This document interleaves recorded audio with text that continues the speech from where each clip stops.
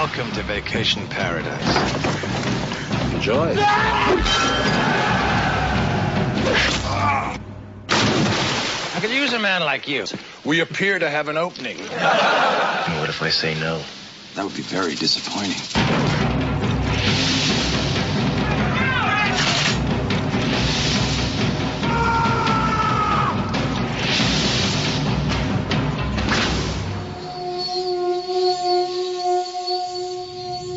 Sir, prisoner 2675 is alive. He's at the insiders camp.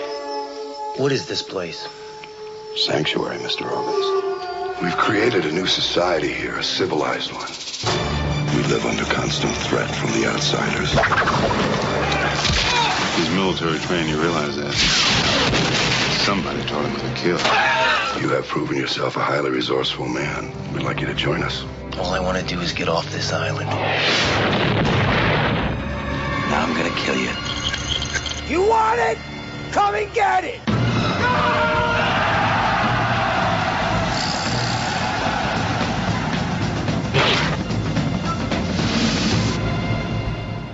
So, No Escape, directed by Martin Campbell from 1994. It's a very familiar sort of idea for a science fiction movie. We have criminals who are, too bad to be kept in their cages. They won't even, follow the system of rules in the high-tech prison. So this is the farthest step beyond. They're going to ditch you on this island and leave you to fend for yourself. If you starve to death, you starve to death. If you die, you die. You're on your own. And Ray Liotta headlines this movie, and he's relatively hot off of Goodfellas at this point in his career. And he's getting a few star-making movies. There was this one, and there was Unlawful Entry, and a really not good movie called Turbulence. But I've always been on side with Ray Liotta because I thought he was amazing in Goodfellas, and he keeps on showing up in other movies and being really good in them. But usually the movies themselves aren't good. Ray Liotta is really good in the movie, but a lot of the times the movie isn't. I don't know what to say about No Escape because it's the faint praise here is to say it's a guilty pleasure sci-fi movie. Nothing that happens in this movie will surprise you. The second a character is introduced, you're going to understand what role they're going to play in the movie, the beginning, middle, and end of their arc. You just have to wait for it to play out. Like, you've got Kevin Dillon playing this sort of well-meaning aw shucks kid who really shouldn't be there, who really wants to impress this rugged hero. You've got Lance Henriksen playing this sort of father priest hope figure of change who's like teaching all these criminals to live peaceful lives. And just everybody in the movie, like I said, there's no way that you can, if you've spent any time paying attention to any piece of medium of science fiction or pop culture, that you won't see where this movie is going. So it comes down to, are you willing to take the ride? I was willing to take the ride. I am as well.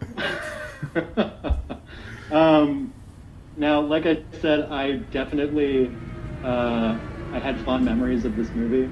I remember it coming out. I remember thinking when I was 12 years old that it was fucking awesome.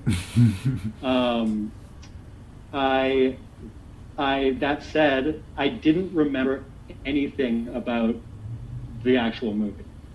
If I was thinking about, like, my memory basically told me that I loved it, but I didn't remember anything that happened in the actual film. So watching it this time was essentially like watching it for the first time.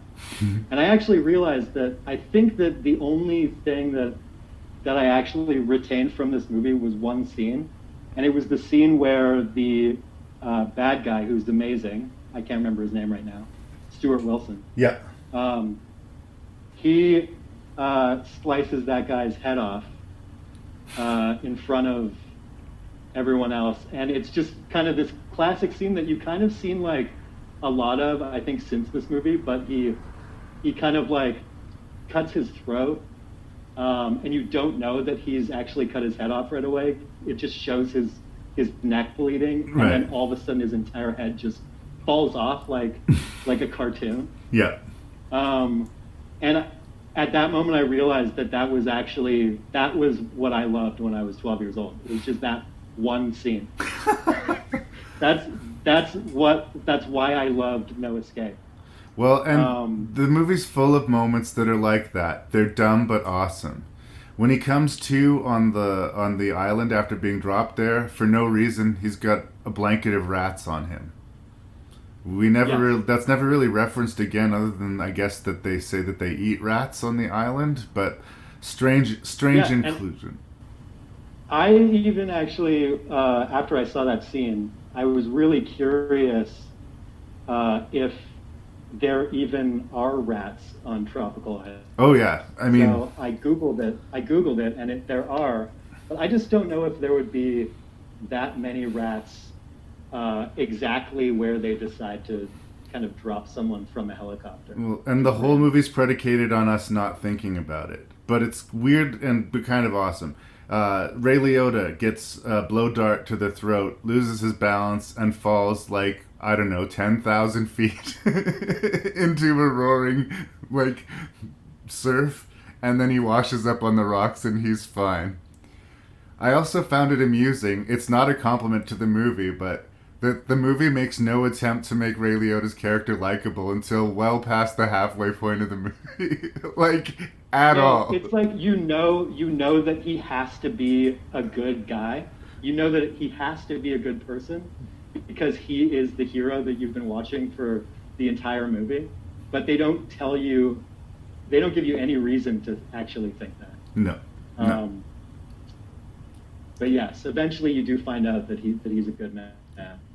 We're focusing on him, ergo he is the hero. And it's not like they're trying to play him as a gray character. He is 100% on the side of good. And, he goes from being indifferent to Kevin Dillon to no, not Kevin Dillon.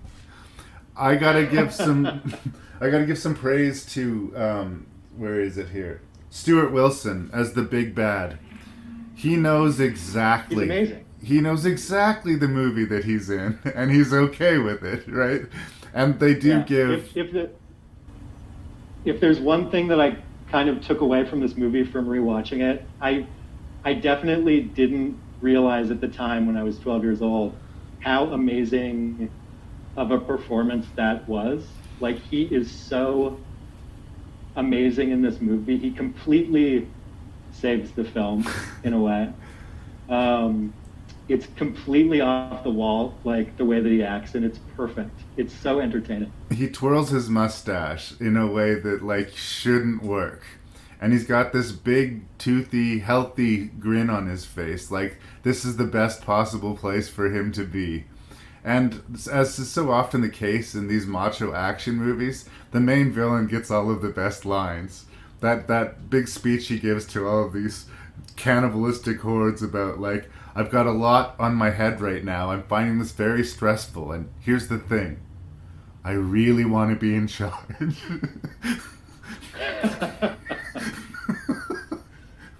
It's brilliant. I mean, he's kind of got this. It's so funny because he looks like a Mad Max villain.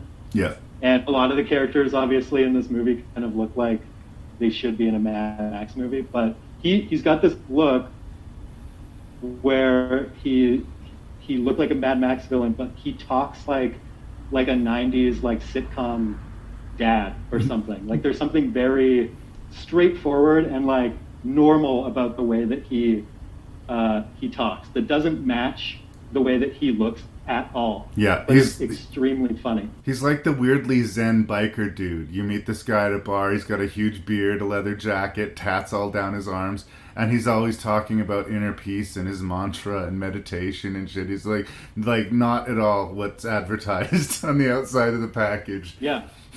But it's unhinged, and he's it's really fun to watch. And I think that actually this movie was surprisingly funny, which may actually also be a problem with the movie.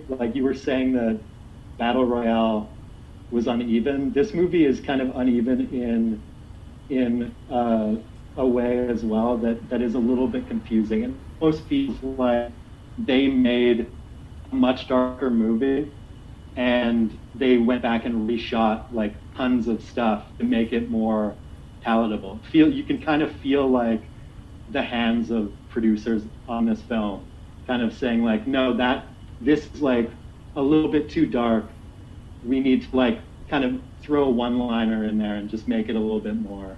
It's the problem of movies that hit a certain budget range. Gail Ann Hurd produced this, you know, she's used to doing big budget sci-fi projects and stuff like that. And the cast at the time was kind of big, you know. I'm sure Lance Henriksen was her good luck charm. And Michael Lerner had just been nominated for an Oscar for Barton Fink. And Ray Liotta's hot off of Goodfellas. Like, all of the pieces are here. The problem is that it's a movie made out of pieces of other movies. It kind of reminds me of a more recent film called Doomsday that Neil Marshall made, where there's nothing objectively wrong with the movie except that there's nothing new to it at all. That's exactly what No Escape is. I have a nostalgic sort of connection to it because of where I was and who I was when I watched it. But in earnest, Evan, like, if you hadn't seen it in 1994 and you watched it for the first time today, would you find it exciting? Do you think it would drag for you? Would you get anything out of it? I think that I would hate this movie if I could watch it now without having the nostalgia. But nostalgia goes such a long way with me that I think you'll be very surprised where this movie lands in your rank. My ranking at the end. That's okay. I always want to hear your personal rank. You don't have to try to match me. It's not like nobody wins or loses in this podcast in that respect. I'm giving it a positive. It's going to shock your audience. Oh my God! My choices at the end of this episode. I am giving it a positive review. I do have affection for the movie, but I'm giving it with the nostalgia goggles kind of caveat here, right? It's a Goonies type of thing. I like the Goonies, but I know that it's not really a good movie. It's just because I saw the Goonies when I was 10 and it was fucking amazing, right? So this is of that ilk. I think we're completely in agreement about No Escape. Let's move on.